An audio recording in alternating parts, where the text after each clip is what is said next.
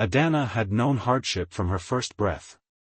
Orphaned by her father's death before she could walk, she devoted her young life to caring for her blind mother, Mama Titi, in their crumbling cottage far from the royal city.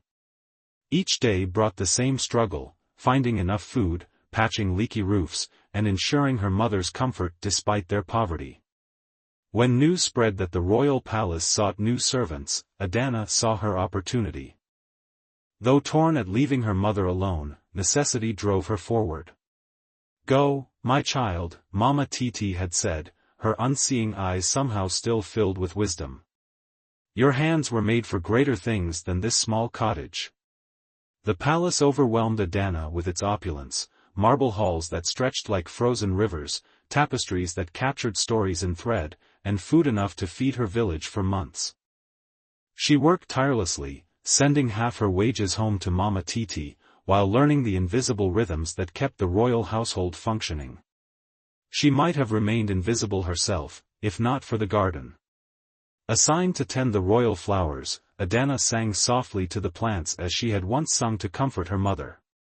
It was there, among blooms brighter than any she'd seen in her village, that Prince Kolade first noticed her.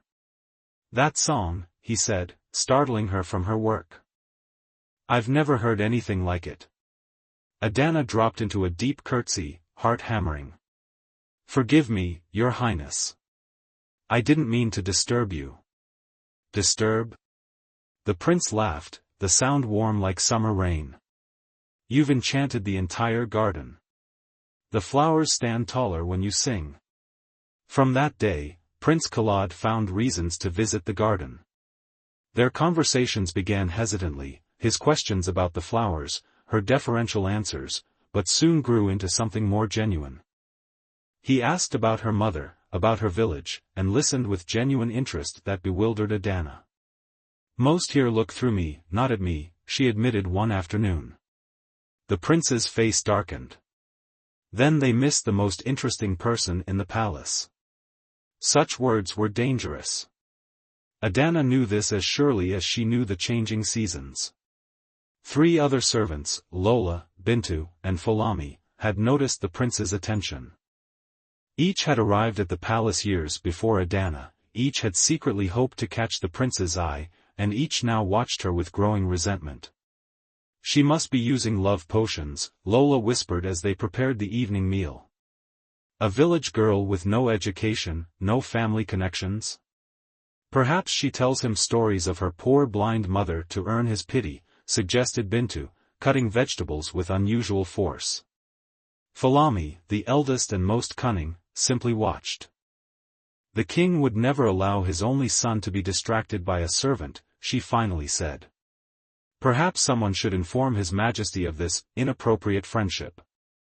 Unaware of these dangerous whispers, Adanna's happiness grew. Prince Kolade had asked to meet her mother, insisting on traveling to her village without royal escort or announcement. Mama Titi had welcomed him with the dignity of a queen, sensing his sincerity despite her blindness. "You have a good heart," she told the prince, her weathered hands holding his. "But be careful. Palace walls have ears, and not all hear with kindness." As they returned to the palace, Adanna felt suspended between 2 worlds, the simple life she had known, and something new and fragile blooming between her and the prince. Neither noticed Folami watching from the shadows as they returned, her eyes cold with purpose. The trap was already being set, and Adanna was walking directly into it. The morning after Prince Kolade's visit to Adanna's village, a strange tension permeated the palace halls. Servants who normally greeted Adanna with friendly nods now averted their eyes. Conversations hushed as she entered rooms, only to resume in hurried whispers once she departed. Something had changed, though Adanna couldn't identify what. "Your water, my lady," she said, serving the queen's lady-in-waiting, who accepted the cup without acknowledgement, exchanging a meaningful glance with her companion. By midday, the isolation had become unmistakable. As Adanna worked in the garden, Lola approached, her usual disdain replaced with feigned concern. "The king has been asking about you," she said casually, adjusting her headscarf.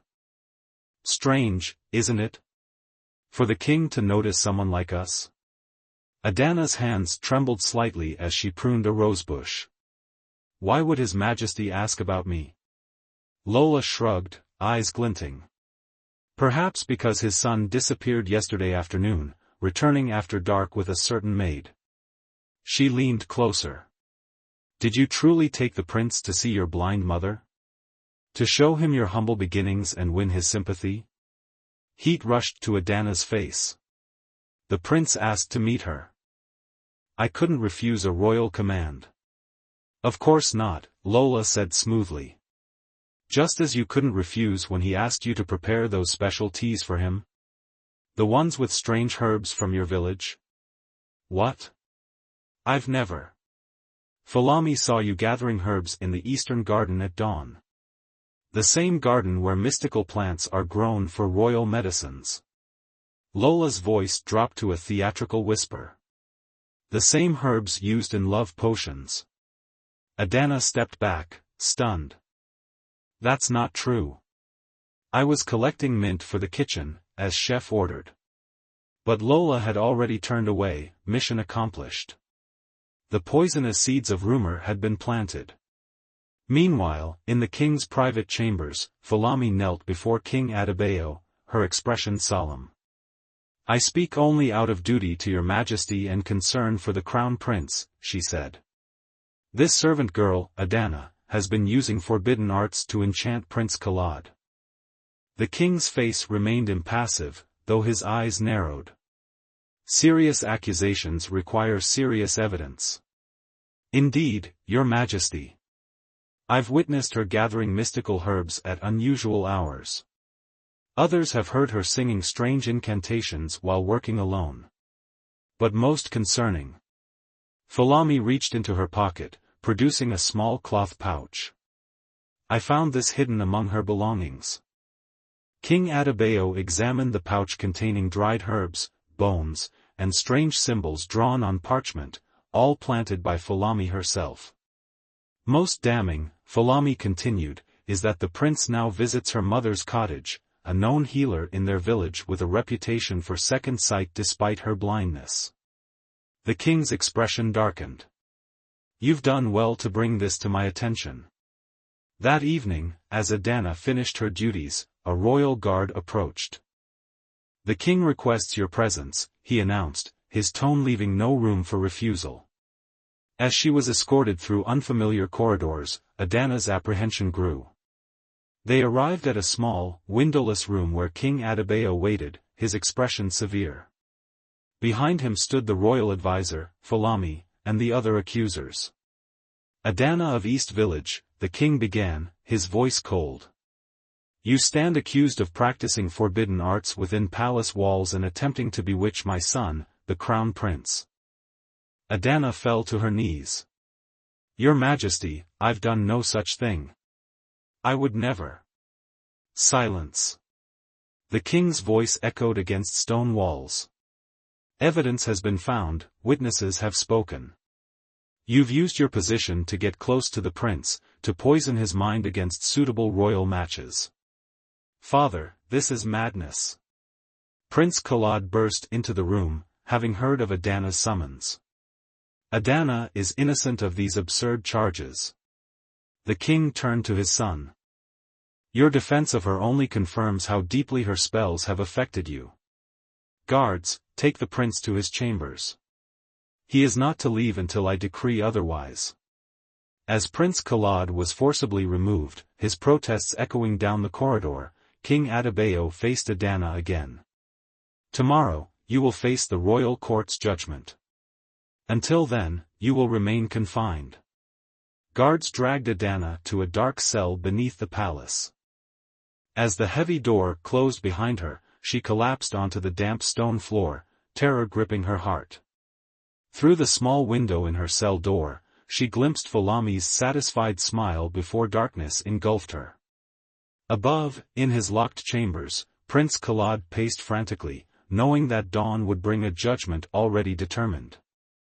The whispers in the dark had become a roar that threatened to consume the innocence he had come to cherish. Dawn broke with ominous silence over the palace grounds. No birds sang, no servants chattered as they went about their morning duties. The air hung heavy with anticipation as guards escorted Adanna from her cell to the royal courtyard where judgment awaited. Her appearance drew gasps from the assembled crowd. One night in the damp cell had left her dress soiled, her hair matted, and her eyes red from tears and sleeplessness. Still, she walked with dignity, chin raised despite the chains binding her wrists. The royal court had gathered in full regalia, nobles in their finest attire, royal advisors in ceremonial robes, and at the center, King Adebayo on his elevated throne. To his right, Prince Kolade stood rigid, his face a mask of controlled fury, guards positioned strategically to prevent any interference. Adanna of East Village, the royal herald announced, you stand accused of witchcraft, enchantment, and conspiracy against the royal bloodline. How do you answer these charges? Before she could speak, the king raised his hand. The evidence has already been presented to this court in private session. The decision is made. He leaned forward, eyes cold. This kingdom has no tolerance for those who use dark arts to corrupt our royal line. Father. Prince Kolade stepped forward, only to be restrained by guards. This is no trial. You haven't allowed her to speak in her own defense. The king's gaze never left Adanna. The punishment for such crimes has been the same since our kingdom's founding. Death by burial. A collective murmur swept through the courtyard. Death by burial, an ancient punishment reserved for practitioners of dark magic, believed to return evil to the earth from which it came. No. Prince Kolade struggled against his restraints. Father, I beg you. She is innocent. She has bewitched no one. Your defense only proves how deeply she has corrupted you, the king replied. The sentence will be carried out immediately. At his command, guards forced Adanna to her knees. Nearby, servants had already begun digging a grave-shaped pit in the royal execution grounds, a barren patch of earth where criminals met their end. Please, Adanna pleaded, her voice breaking. My mother is blind. She depends on me. She has no one else. The king remained unmoved. The mother of a witch shares her guilt. As guards dragged her toward the freshly dug pit, Adanna caught sight of Fulami, Lola, and Bintu watching with triumphant expressions. Prince Kolade continued to fight against his restraints, his voice hoarse from shouting protests that fell on deaf ears. At the edge of the pit, Adanna was forced to kneel once more. The gravediggers stood ready with shovels as a royal priest approached to deliver final rites. May the earth cleanse what darkness has corrupted, the priest intoned, marking Adanna's forehead with sacred clay. Guards pushed her into the pit, her body landing with a dull thud on the hard-packed earth. From above, she could see a small square of blue sky, soon to be obscured forever. She thought of her mother, waiting in their cottage for a daughter who would never return. She thought of Prince Kolade and the kindness he had shown her. Then she thought of the injustice being done, not just to her, but to all who suffered under the whims of power. As the first shovelful of dirt fell upon her, something changed in Adanna's eyes. Fear gave way to a burning intensity that made even the hardened guards pause momentarily. My king, she called out, her voice carrying across the suddenly silent courtyard, you bury me today not for witchcraft, but for daring to exist beyond the boundaries you set. You bury me for capturing the heart your son freely gave. More soil cascaded down, covering her legs, her waist. Prince Kolade's anguished cries grew more desperate. Mark my words, Adanna continued, her voice gaining strength rather than diminishing, this land will never know peace again. The innocent will suffer as I have suffered. The heavens will curse this kingdom for what it has done. The king signaled for the burial to continue faster. Dirt now reached Adanna's shoulders. You will all pay for this injustice, she declared as soil began to cover her neck, her chin. The earth that embraces me now will reject your harvests. The sky that witnesses this crime will withhold its rain. This kingdom will wither until justice blooms from my grave. With her final breath before dirt covered her completely, Adanna locked eyes with Prince Kolade. "Find my mother," she whispered, though somehow her words carried to him across the distance. "Protect her." Then darkness fell as the last of the soil covered her face. The gravediggers packed the earth tight, sealing Adanna's fate and, unknown to all present, sealing the kingdom's as well. As the crowd dispersed, the sky, which had been clear blue moments before, darkened with sudden clouds. A cold wind swept across the execution grounds, and for a moment, those present would later swear they heard the earth itself groan beneath their feet. Prince Kolade fell to his knees, tears streaming down his face. "What have you done?" he whispered to his father. "What have you done to us all?" 3 months after Adanna's burial, the kingdom languished under an inexplicable curse. Fields that had once yielded abundant harvests now produced withered crops. Wells that had flowed with sweet water since time immemorial ran bitter or dried completely. Livestock grew thin, children fell ill with strange fevers, and an oppressive silence seemed to hang over the once vibrant royal city. King Adebayo refused to acknowledge any connection between these calamities and Adanna's execution. Merely a poor season, he insisted to his advisers as they presented reports of spreading famine. The rains will come, the crops will recover. But his eyes betrayed his growing unease, darting to shadows as if expecting to find Adanna's ghost lurking there. Prince Kolade had changed profoundly since that terrible day. Gone was the carefree royal son, replaced by a solemn man who spoke little and observed much. He had withdrawn from court life, spending his days studying ancient texts in the royal library or riding alone beyond the city walls. Few knew that these solitary journeys had a purpose, a secret mission that would have enraged his father had he discovered it. On this particular evening, Prince Kolade rode through the gathering dusk toward a humble cottage at the edge of East Village. He dismounted, tethered his horse to a familiar post, and knocked gently on the weathered door. "Who comes?" called a frail voice from within. "It is Kolade, Mama Titi," he answered softly. The door opened to reveal Adanna's blind mother, thinner than when he had first met her, grief having carved deep lines into her face. Yet dignity remained in her posture as she stepped aside to let him enter. "You shouldn't risk coming here so often," she chided gently as he placed a bundle of provisions on her table. "The king has spies everywhere." "Let them spy," Kolade replied, his voice hard. "I made a promise to Adanna." Mama Titi's unseeing eyes seemed to look straight through him. "And how goes your other promise? Have you found anything?" The prince sighed, unpacking bread, dried meat, and medicines. "Nothing certain yet. But there are whispers." These whispers had begun a month after Adanna's burial, when a shepherd boy claimed to have heard singing coming from beneath the execution grounds. Others reported strange lights hovering over Adanna's grave in the darkest hours of night. Most dismissed these as superstitious nonsense, the imaginings of simple folk seeking to explain the kingdom's sudden misfortune. But Prince Kolade had begun to hope. Ancient texts spoke of rare individuals, those with pure hearts and unbroken spirits, who could not be claimed by unjust deaths. Legends told of souls so connected to the earth that they could find sanctuary within it rather than suffocation.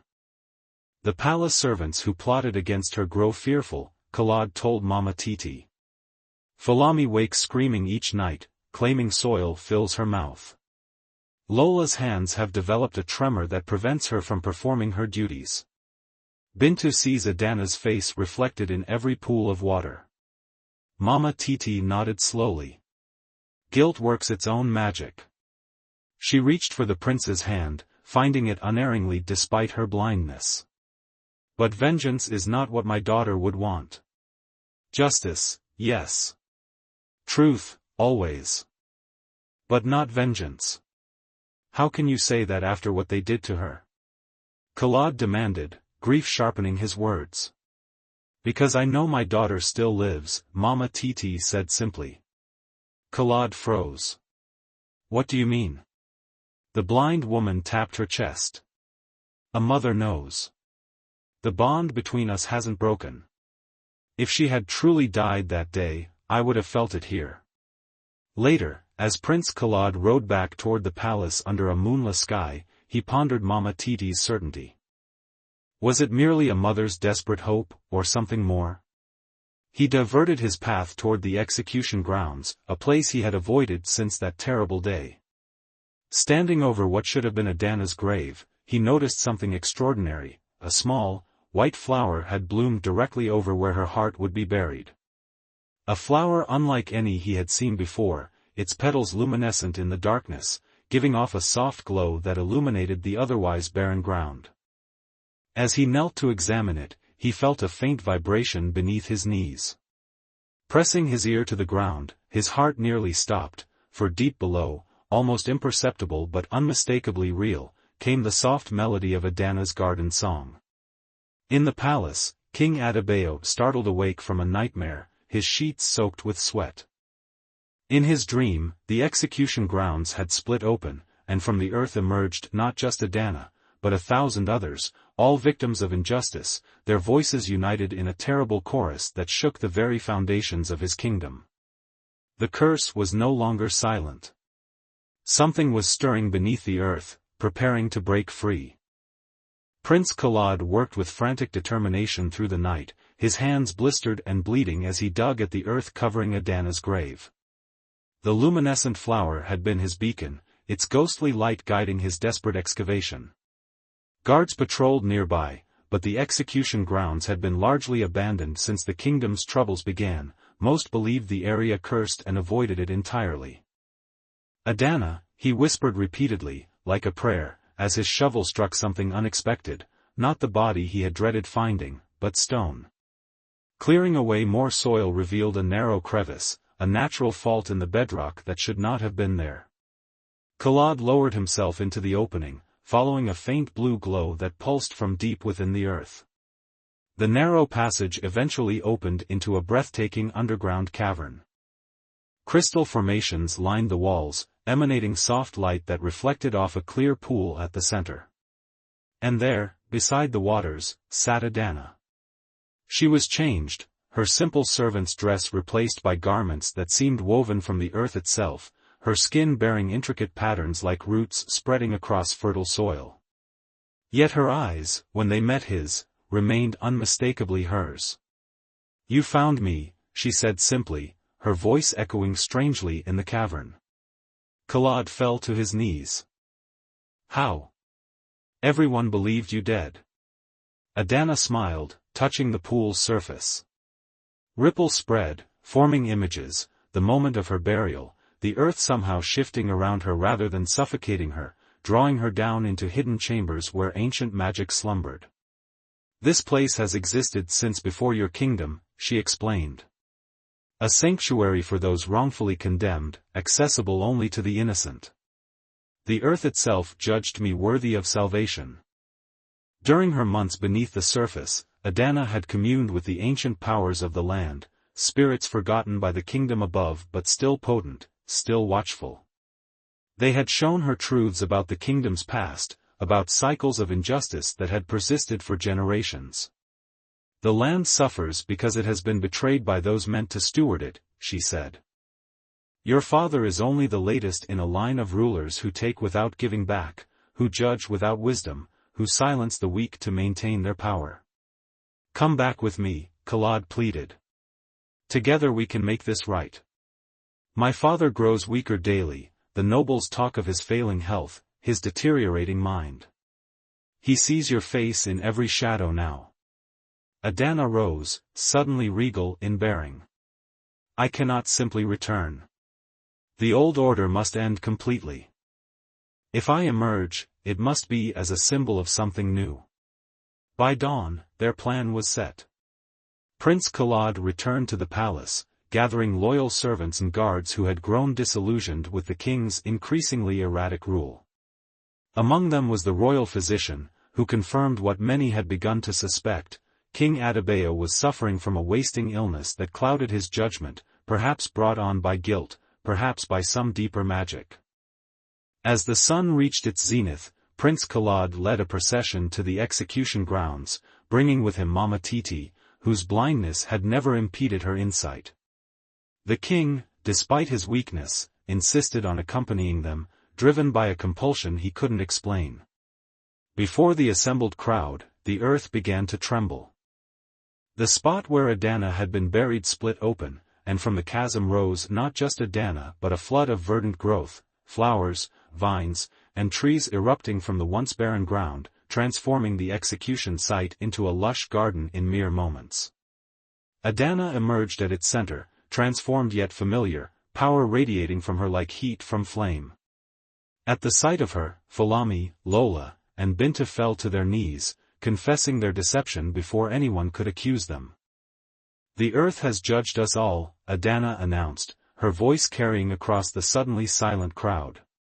"It finds some worthy of redemption, others in need of atonement, and a few," her gaze fell upon the king, "who must relinquish power they have misused."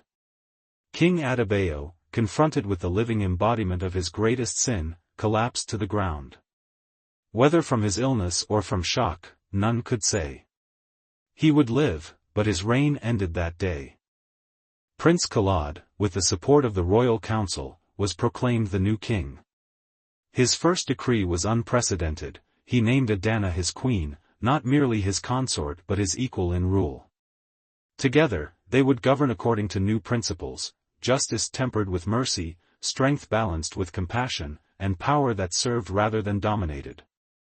Mama Titi took residence in the palace as royal advisor, her blindness providing the perfect metaphor for their new approach to justice, seeing beyond appearances to the truth beneath.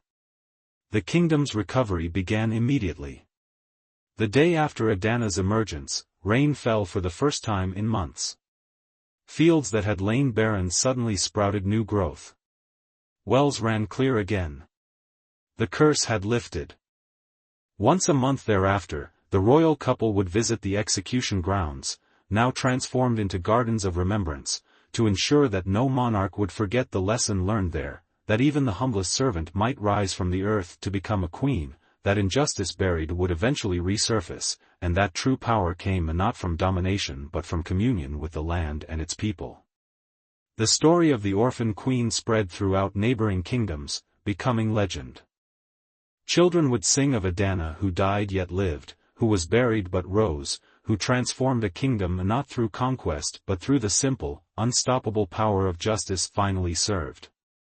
And in the royal nursery, the young princess born to Adanna and Kolade a year after their coronation displayed a curious gift. Flowers bloomed wherever her tiny feet touched the ground, a living reminder that her mother's legacy would continue for generations to come.